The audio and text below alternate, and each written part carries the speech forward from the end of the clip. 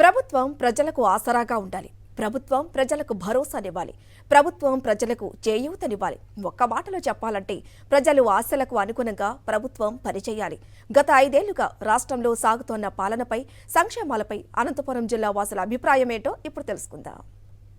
పెన్షన్ల కోసం తిరగలేక, అధికారుల చీత్కారాలు, అవమానాలు భరించలేక అప్పుడు చావాలనిపించింది.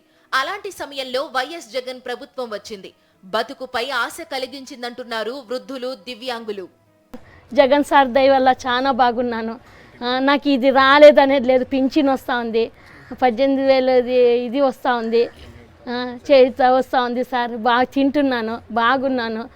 అప్పుడు సావాలనిపించిండే సార్ నాకు, ఇప్పుడు బతకాలనిపిస్తూ ఉంది నాకు. పింఛన్ వచ్చి బియ్యం ఇచ్చి అన్నీ మాకు ఇంటికే తీసుకుని వస్తూ ఉన్నారు సార్. మాకు లేదనుకోకుండా ఇంటికే వస్తుండారు సార్. తెల్లారితేనే 6 గంటలకే వచ్చి ఇస్తూ ఉన్నాడు మాకు పింఛన్. పేదరికాన్ని ఎవరూ కోరుకోరు. పరిస్థితులు అనుకూలించక ఈ జీవితాన్ని గడుపుతున్న మాకు ఈ 5 ఏళ్లలో ప్రభుత్వం నుంచి అందిన సంక్షేమ సహకారం మర్చిపోలేమంటున్నారు నిరుపేదలు. జగనన్న ప్రభుత్వం వల్లే మా ఆయనకి పింఛన్ కూడా వచ్చింది, ఇల్లు కూడా వచ్చింది, అమ్మఒడి కూడా వస్తుంది.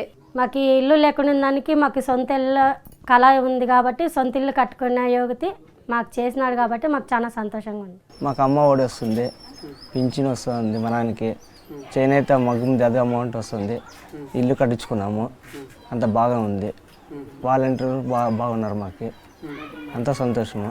చేత డబ్బులు వచ్చినాక మాకు మేము కిరాణా అంగడి పెట్టుకొని కొద్దిగా మేము వచ్చినప్పుడల్లా కొద్దిగా తెచ్చుకొని పెద్దగా చేసుకుంటున్నాం సార్. జగన్ అన్న ఇచ్చిన డబ్బులతో మేము చేసుకొని అలాగే నడుపుకుంటున్నాం సార్. నాకు 18,750 రూపాయలు వచ్చింది సార్. మేము చీరలు వ్యాపారం చేస్తూ ఉన్నాము. ఆ వ్యాపారం గురించి బాగా నడుస్తూ ఉంది, బాగా ఉండాం సార్. పెద్ద రోగాలు వస్తే ఇక చనిపోవడం తప్పించి ఏమీ చెయ్యలేని మాలాంటి వారికి ఆరోగ్యశ్రీ ప్రాణాలు పోసిందంటున్నారు వీరు. 25 లక్షలకు ఆరోగ్యశ్రీ పరిమితి పెంచడం సంతోషంగా ఉందంటున్నారు. ఆరోగ్యశ్రీ నుంచే సార్ నేను ఈరోజు బతికి ఇప్పుడు జీవనం గడుపుతున్నానంటే దాని నుంచే సార్. మాకు 2 సార్లు మేము అంత ఖర్చు పెట్టుకొని ఆరోగ్యం తీసుకురాలేం సార్. అంతంత రేడియేషన్కి అంత డబ్బులు పెట్టలేం సార్. మా స్తోమతి మేము బాపనాడు సార్. మాకు కొంచెం జీతం తక్కువే సార్. గుడిలో పూజ చేస్తాడు మా ఆయన. దాని నుంచి సార్ ఆరోగ్యశ్రీ రేడియేషన్ కంటే చాలా డబ్బులు అవుతారు సార్. వాళ్ళు ఫ్రీగానే చేసినారు సార్. మాకు కర్నూలులో ఒమేగా హాస్పిటల్లో చేసినారు సార్. నేను ఆరోగ్యశ్రీ ఆడ చేసుకున్నాను సార్. అప్పటి నుంచి ఇప్పుడు ఆరోగ్యం బాగుంది. మా ఆయనకి ఆరోగ్యం బాగాలేకపోతే పోయి ఆరోగ్యశ్రీ కింద నేను హాస్పిటల్లో చూపించుకొని వచ్చినాను. మా ఆయన బాగున్నాడు. కరోనా టైంలో కానీ నాకు జగనన్న బాగా గవర్నమెంట్ హాస్పిటల్లోన బాగా చూసుకున్నారు సార్. అక్కడ డాక్టర్లు, నర్సులు ఒక 1 నెల రోజులు నేను ట్రీట్మెంట్ తీసుకున్నాను.